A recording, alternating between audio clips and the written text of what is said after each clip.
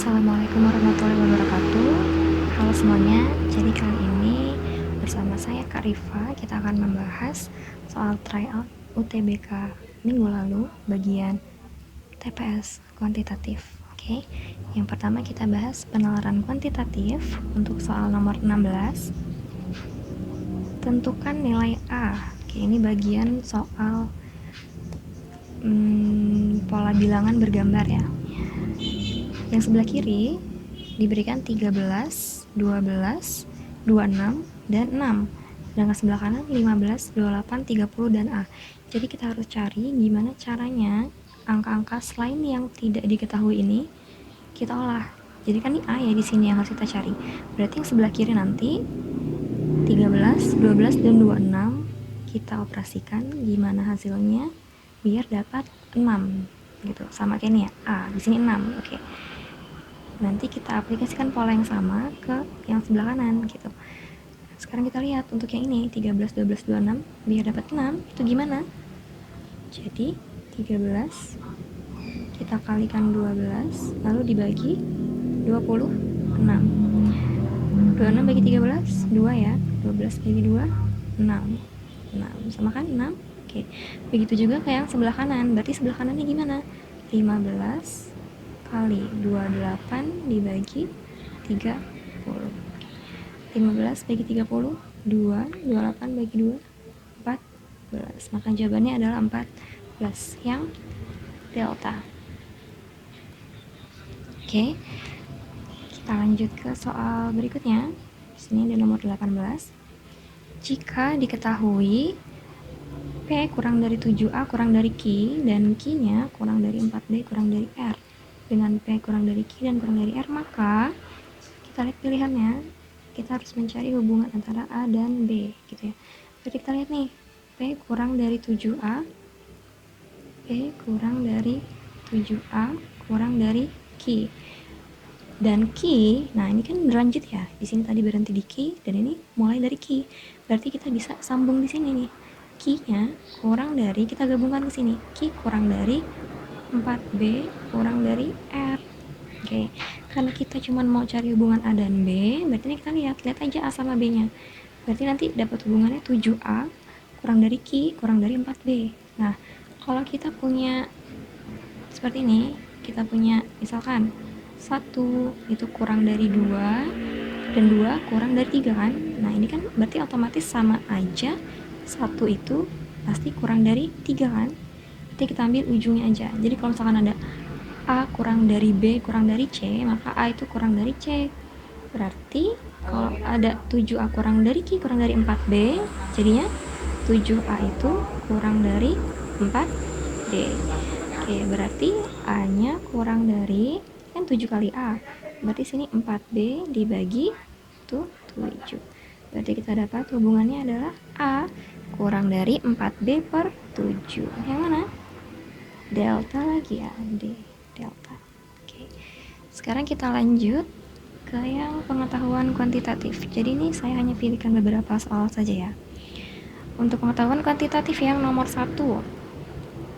Ini tipe soal mencari pernyataan yang dapat menjawab pertanyaan gitu ya. Jadi ada diberikan 2 pernyataan, kita harus bisa menjawab. Ada 2 pernyataan, kita harus bisa menjawab pertanyaan dari soal tersebut. Oke, kita mulai. Yang pertama, sebuah toko musik menjual CD bekas dengan harga X. Jadi X itu adalah X, harga CD bekas ya. Harga CD bekas. Oke. Lalu dan CD barunya seharga Y, berarti Y itu adalah harga CD baru ya. Nah, jika Adrian dan Betty masing-masing melakukan pembelian pada toko tersebut, berapakah nilai X? Oke, berarti kita harus bisa menjawab pertanyaan berapa nilai X. Berarti kita harus dapat nanti nilai X-nya berapa. Atau dengan kata lain, harga CD bekasnya. Ya, kita harus dapatin harga CD bekasnya berapa.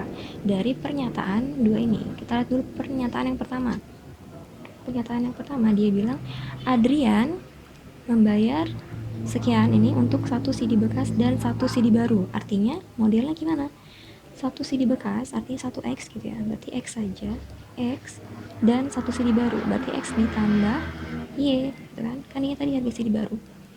Itu akan sama dengan 337.500 ya. Nah, kita lihat dulu dari pernyataan yang pertama, satu aja nih, bisa nggak kita menjawab pertanyaan tadi, nilai dari X-nya berapa? Bisa nggak kita dapat nilai X-nya? Kalau cuma diketahui X tambah Y sama dengan ini, nggak bisa ya, belum cukup. Satu belum cukup. Karena kalau dari pernyataan yang pertama, untuk dapat nilai X, kita setidaknya harus tahu nilai Y-nya, gitu ya. Jadi kita harus tahu nilai Y dulu, baru bisa dapat nilai X. Sementara ini nggak diketahui nih Y-nya berapa dari yang pertama, gitu. Oke, makanya satu belum cukup untuk menjawab pertanyaan. Nah, sekarang kita lanjut ke yang pernyataan kedua. Pernyataan kedua dia bilang apa? Pernyataan kedua, Betty membayar 240.000 untuk 3 CD bekas. Artinya 3X kan ya, 3 CD bekas. Berarti 3X itu akan sama dengan 240.000. Nah, kalau kita punya 3X sama dengan 240.000, kita bisa dapat nilai X-nya nggak? Bisa kan ya? Berarti kalau 3X, maka nanti X-nya jadinya kita bagi 3 aja. 240.000 bagi 3, maka nanti X-nya dapatnya 80.000 gitu. Nah, berarti hanya dengan pernyataan nomor 2 saja kita sudah bisa menjawab pertanyaan tersebut. Sudah bisa dapat nilai X-nya dalam hal ini ya.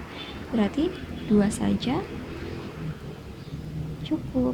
Pernyataan 2 saja cukup. Berarti yang mana? 2 saja cukup, tapi 1 saja tidak cukup. Maka jawabannya yang B, beta. Gitu ya. Oke, kita lanjut. Selanjutnya di sini ada nomor 3. Jika A bilangan bulat genap, B bilangan bulat, dan 2 bukan merupakan faktor dari A ditambah B. 2 ini bukan merupakan faktor dari A ditambah B ya. Bilangan mana yang merupakan nilai dari B? Oke.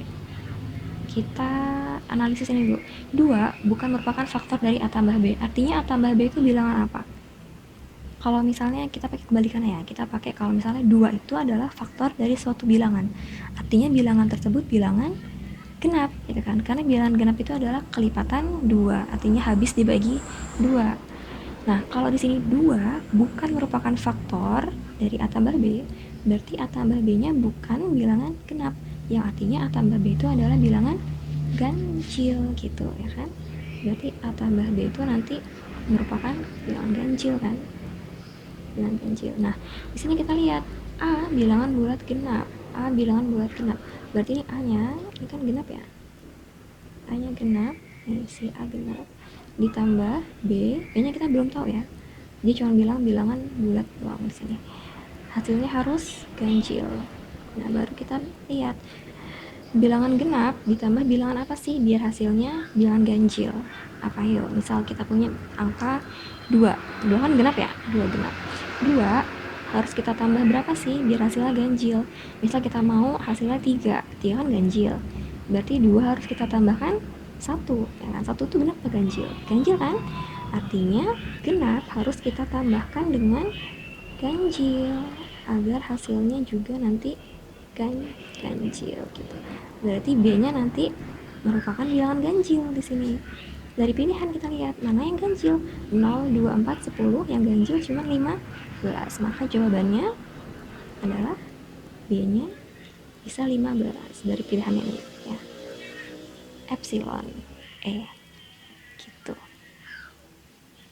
Oke, kita lanjut ke nomor 10. Jika salah satu kartu kredit Jean memberi bunga lebih dari 2%. Lebih dari ya, bunganya lebih dari 2% nih. Setiap bulan pada tagihan berapapun.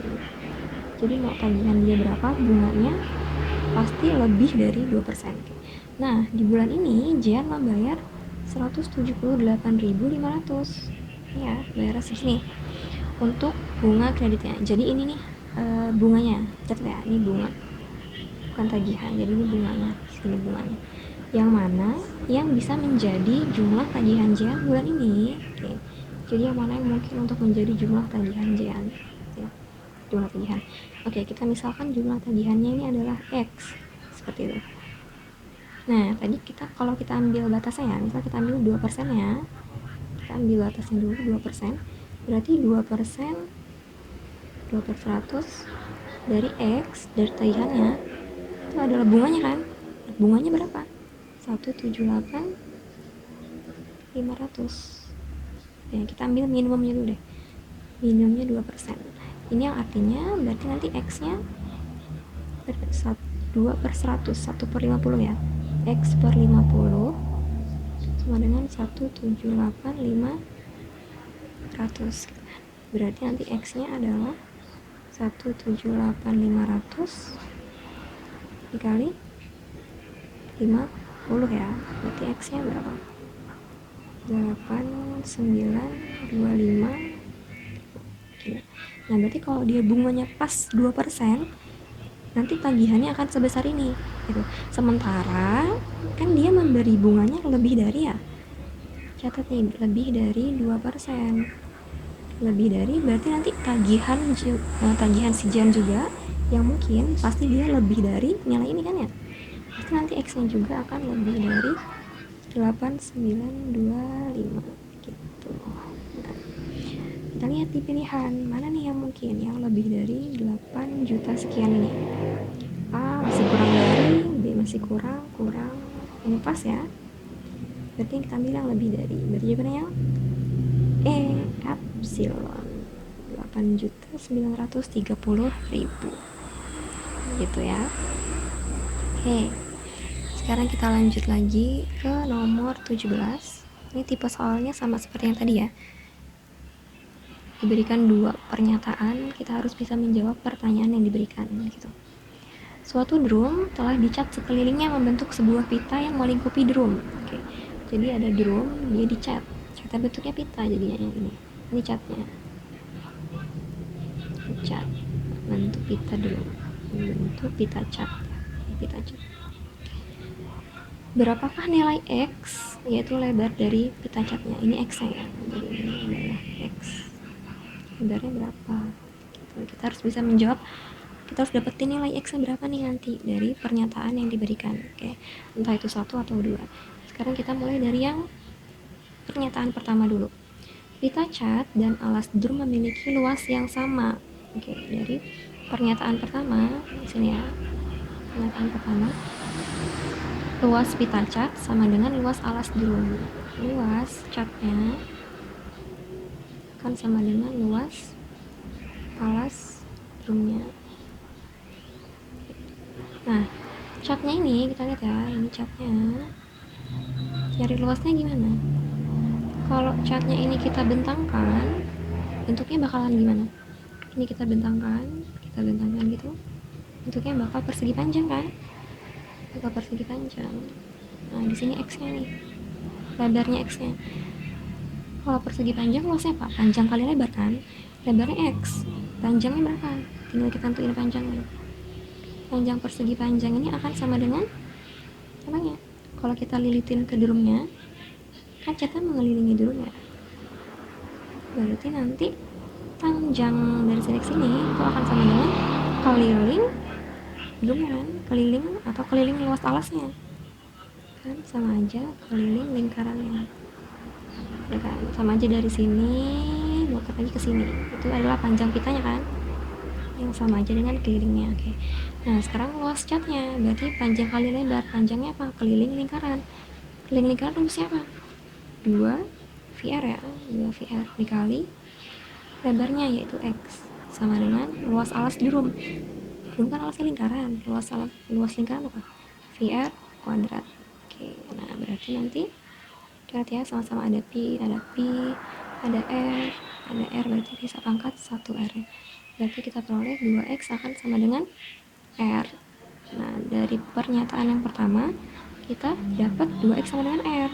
Kalau cuma manfaatin ini doang, kita bisa dapat nilai X-nya nggak sih? Balik yang tadi pertanyaannya, berapakah nilai X? Kita bisa jawab ini nggak? Dapat nilai X nggak kalau cuma 2X sama dengan R? Nggak bisa kan? Belum cukup. Kalau kita mau dapat nilai X, berarti dari pernyataan pertama kita harus punya R juga, ya kan? Berarti kalau ini saja belum cukup. Nah, baru kita lanjut lihat ke yang pernyataan kedua. Jari-jari drum adalah 5. R nya sama dengan 5. Kalau cuman R sama dengan 5, kita kan nggak bisa jawab ya. Yang ditanya kan X tadi. Berarti 2 saja juga belum cukup. Nah, sekarang kita lihat. Tadi yang pertama kita punya 2X sama dengan R. Yang kedua kita punya R. Gimana kalau kita gabungkan keduanya? Jadi kita substitusikan nilai di pernyataan kedua ke pernyataan pertama.